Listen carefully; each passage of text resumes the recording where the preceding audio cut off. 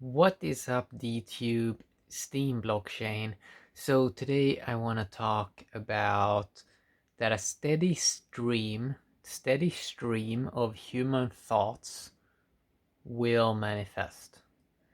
So first of all, the word manifest has been horribly corrupted as a word, but I want to cover the human thought aspect of this because this is really interesting.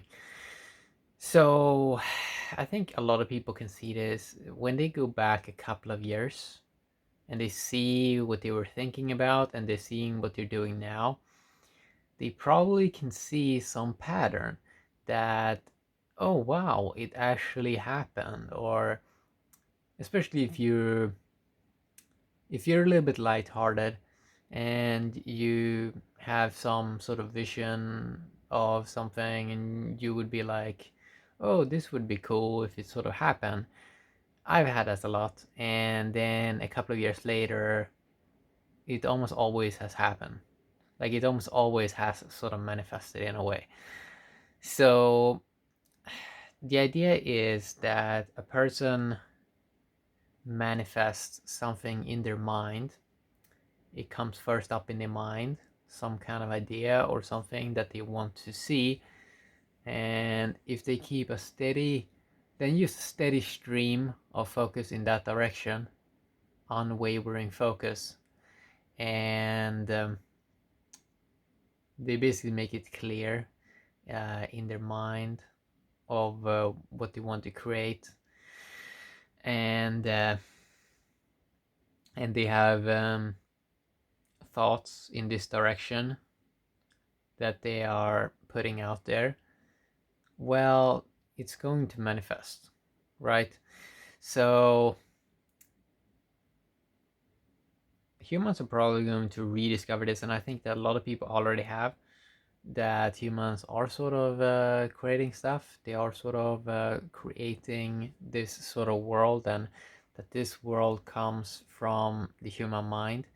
And we see that already with blockchain based systems where people thought, well, can't we create this? It would be kind of cool.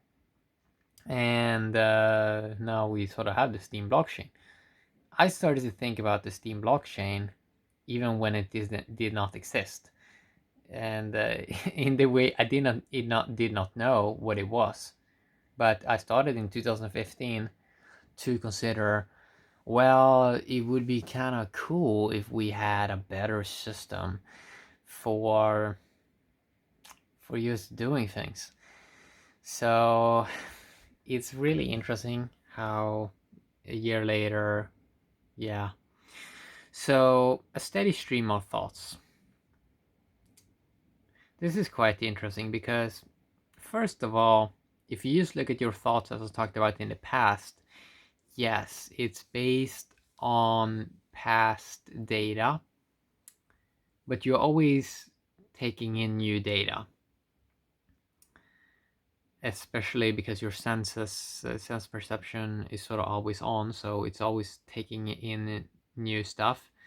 So sadly, what has happened with a lot of people is they are sort of looking at their thoughts and already what has happened in their past life, and a lot of people have starting to make conclusions that stuff that hasn't happened up to now, that it will never happen.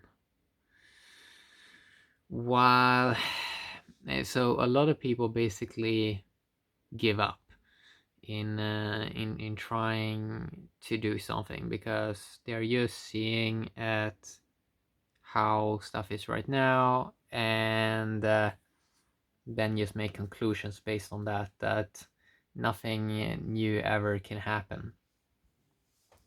But if you really take a look at this, it's like humans, they can only strive.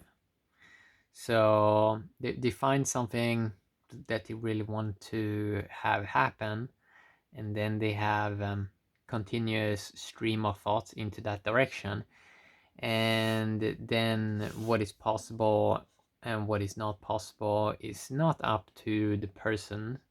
It's there you're supposed to strive. So that's kind of interesting because a lot of people want to think about this all the time about what is possible, what is not possible. Why, while there's a lot more like simple-minded people, they're just striving. They're just looking at the process of sort of doing something, and they can become really confident in a way where they've seen in the past the stuff has sort of worked out for them. And this is also a sort of pattern that we're seeing with a lot of people, that they see that, yeah, stuff is working out, so they just keep on doing their stuff, and they are very simple-minded, but that actually helps them in many ways. While a lot of people that wants to overthink and overcomplicate, they usually get very stuck in their tracks, and they never really finish anything, and many give up. And that's a big thing about humans, that a lot of people just give up. They do not have, let's say, the dedication to sort of keep have a steady stream of thoughts in a particular direction. They usually want to start to do something else. And basically what happens then is your life energies basically get super confused, because it doesn't know what you want. It doesn't know where you want to go, because you're going here, and then you're going there, and then you're going there, and then you're going there. So it gets super confusing for the life energies, and just because it's only dealing with sort of energy here in this sort of world, and energy and consciousness, which basically means it's kind of easy to sort of freak out the human life energies.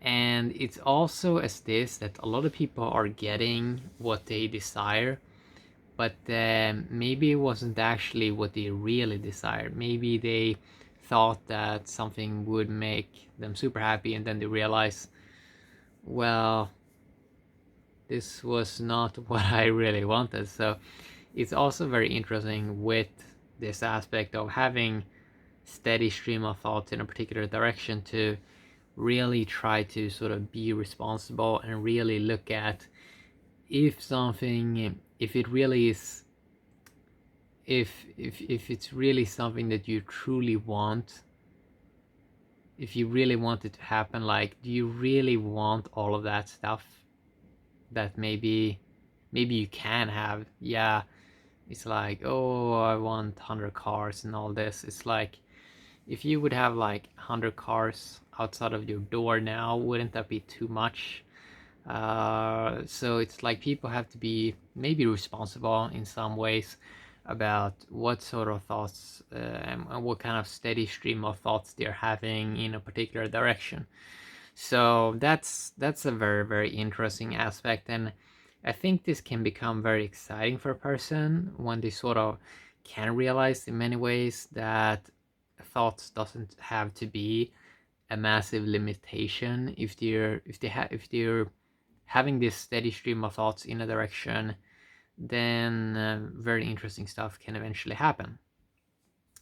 And that's one of the playful aspects in many ways with life, how you're not really supposed to know what is possible or what is not possible.